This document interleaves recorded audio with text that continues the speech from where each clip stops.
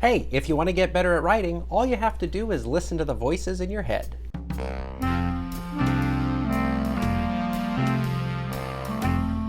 One of the most important skills that a writer can develop is the ability to see their writing from a reader's perspective. It's good to know how your reader will experience the thing that you're writing, because frankly it doesn't matter how brilliant your thoughts are if nobody can understand them or wants to read them. For me, it was especially difficult early on to have much confidence that I was writing things that people would like, so a lot of my earlier writing projects ended up feeling more like stabs in the dark. As time went on though, and I got more experience giving and receiving feedback, I got better at putting myself in my reader's shoes, and that helped me to know how they would react to what I was writing, and it gave me more confidence in the final product. So I guess you could say that my head has been filled with the voices of teachers and reviewers from the past. I can remember the feedback that they gave me and the reasons that they had for giving it, so now as I write, I can imagine them sitting on my shoulder giving me those comments again, and that's something that helps me to write and revise more effectively now. Of course, there are countless possible readers that you could have in mind depending on the project that you're working on, but there are two readers in particular that I think can serve a writer well in any case. And these are two that I always make sure that I'm listening to no matter what project I'm working on, because I know that they'll help me to identify the weakest parts in my writing. Of course, they're not exactly pleasant characters to hang around with, but they do provide a crucial service. But that's enough suspense, let's get to know them. First off, we have the lesser bush twit. If you've ever heard the word bird brain, you're looking at the original specimen. You see, while the lesser bush twit is charismatic and fun, it's the kind of bird that might attack its own reflection, if you know what I mean. It's a pretty good advertisement for staying in school. The bush twit has a famously short attention span, and it has a frustrating way of taking your writing too literally. If there is any way to read your work wrong, well, you can be pretty sure that the bush twit is going to do just that. So just forget what you really meant to write for a second. Even if most people would get it, the lesser bush twit won't. So you may write a sentence like, "The sailor spotted the island with a telescope," and most people would probably assume correctly that the sailor had a telescope in hand, but the bush twit would have an image of an island observatory pop up in their head. Every time your writing gives the bush twit a chance to go off the rails, you can expect that little guy to go careening off track. At this point, you might be wondering how it could be helpful to listen to the readerly chirps of such an unhelpful bird. Why bother taking any advice from a reader who seems to be almost willfully misinterpreting your writing? Well, the lesser bush twit offers an exaggerated version of the reality that is common to all readers. You see, over the years of having people read and respond to my work, I've learned that if my writing gives readers room to misunderstand what I'm saying, there will always be at least one reader who does. And that's not because your readers are dumb, it's just statistics. Wherever there are multiple possible outcomes, you can be sure that at least some of your readers will take the route you didn't mean for them to take. And since my goal, and hopefully yours as well, is to be understood, listening to the whistles of the lesser bush twit helps me to see those potential areas for confusion or misunderstanding. When I'm in the process of writing something then, I like to take a step back and ask myself whether it would be possible to understand my sentences in a way other than how I intend. Are there words with double meanings or sentences with ambiguities? Are there any ideas that are just too subtle for a bird like the lesser bush twit to notice? If there are, then I know where I need to focus my revision so that my readers are actually getting what I mean for them to get. So even though a good chunk of my readers would probably understand what I mean either way, imagining all of the ways that the lesser bush twit could get lost or confused helps me to craft a piece of writing that is much harder to misunderstand. That is, it's very easy for writers to know what they mean to say and then think that they're saying exactly that when they write, but I've had too many readers miss something that I thought was obvious because really I had written something that was only clear to myself. Remember, you won't be able to explain your writing to your readers as they read, so you want to get it right before your readers ever see it. Imagining the misadventures of the lesser bush twit then can help you to prepare against those possible misunderstandings by forcing you to prepare your writing for the worst case scenario. And speaking of worst case scenarios, I suppose it's time to get to know the belligerent falcon. This unsavory raptor is a lean, mean, argument-killing machine.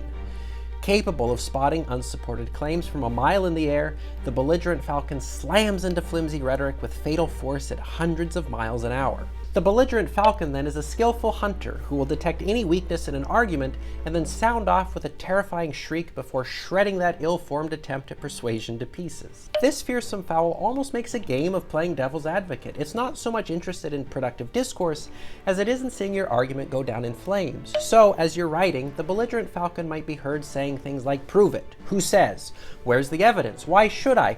"That will never work," or even, "This contradicts what you said in the first paragraph." So, as with the bush twit, listening to the belligerent falcon can be useful because it helps you to imagine a worst-case scenario and then to prepare your writing to deal with it, knowing that in reality, you probably won't ever have to put up with a reader quite so antagonistic. You see, after we spend so much time researching and planning and writing an argument, we have become thoroughly convinced that it's the best course of action. Of course, our argument is valid and good, and people should just get on board, but that can lead us, perhaps unintentionally, to the belief that our argument is self-evidently correct. But that can get us into trouble because then we fail either to provide sufficient support for the claims that we're making, or we fail to account for alternate perspectives and interpretations. So when I'm writing and revising with the belligerent falcon on my shoulder, I ask myself things like, what would my worst enemies say about the paragraph that I'm writing now?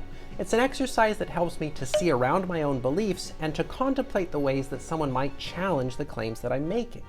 And that ultimately helps me to know how I need to defend the argument as I write it. And that can have two main benefits. The first is that it just makes it harder for my opponents to challenge my arguments. If I can imagine where and how they will attack me, then I can prepare a response that nullifies their complaints.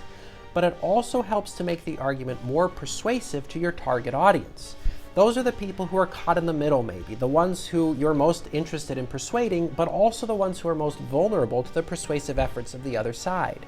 In such a case, if you can anticipate your opponent's challenges and respond to them, you not only defend yourself against attacks, but you can also neutralize your opponent's arguments, making it much more likely that you'll win over the audience that you're interested in. So, listening to the belligerent falcon can go a long way towards helping you to make your argument as strong as it could be.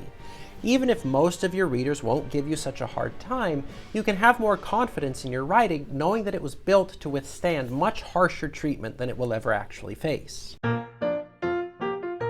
It's one thing to talk about listening to these two patience-testing birds, but it's a whole nother thing to see what they actually can get us in practice. So, to get a better idea of what I'm actually doing when I'm listening to these two birds as I write, let's take a look at a semi-actual piece of writing and talk through the kinds of changes that these two birds would prompt me to make.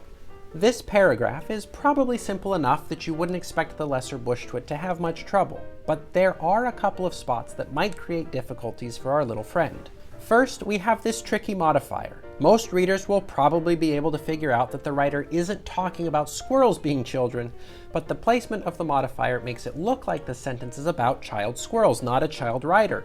The bush twit always gets it wrong. So to avoid that, we can make this change. Much better. Also, this sentence is implicitly connected to the one that comes before it.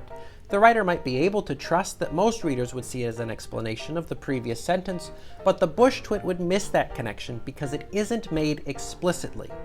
So eliminate the possibility for confusion by making the connection more explicit. And finally, that last section has a pronoun that gets us in trouble. This could refer to a lot of different things that come before it in the paragraph. The writer knows what they're talking about, but the bush twit is going to be helplessly lost. Adding a noun will help to clarify the matter and spare the bush twit a whole lot of heartache. Well, we've fixed some issues for our first reader, so let's see what kind of fits the belligerent falcon might throw about this paragraph. Right away, everyone and everywhere are words that get the falcon shrieking. Either I need to find some really rock-solid sources to show that every human actually agrees, or I need to qualify my claim and make it less universal. It's easy to challenge a claim that isn't aware of its own limitations, but a modified version is still persuasive while being harder to invalidate. Of course, we run into a similar problem with the word only, but this sentence gets worse. The belligerent falcon is going to challenge any argument I make, and it probably has a point when it asks whether legislation is actually going to modify squirrel behavior. So the belligerent falcon is going to force me to think really carefully about how I know that this proposal will work. As it stands, it's just a bare assertion of my beliefs. To satisfy the belligerent falcon, then, I'm going to have to give a good explanation of how I know that this will work. Maybe something like this. And of course, the belligerent falcon is going to notice the apparent contradiction in improving things for all creatures when my argument appears to be making things worse for squirrels. That one's not going to slide by without protest, so I need to be sure I take care of it before I finish. Now obviously this is not a paper anyone would actually write, but hopefully you can see how and why listening to the lesser bush twit and belligerent falcon can help you to improve your writing. It's a kind of mental trick that helps you to recognize where your paper will likely cause trouble for your readers so that you can fix it before it ever gets into their hands. Well, I suppose it's getting late and neither of our feathered friends are night owls, so we'll wrap up here. As you go forward, just remember that one of the most important things you can do to improve your writing is to learn how to see it as your readers will. Of course, your actual readers will be different from project to project, but you can be sure that you'll always have readers who have the potential to get lost or confused, and you'll always have readers who will try to push back against what you're saying. So by listening to the squawks and trills of the lesser bush twit and the belligerent falcon, you'll set your writing up for success by preparing it against the worst case scenario. It's unlikely, of course, that you'll run into readers as difficult as either of these two, but this way you'll be ready to respond to them if you ever do.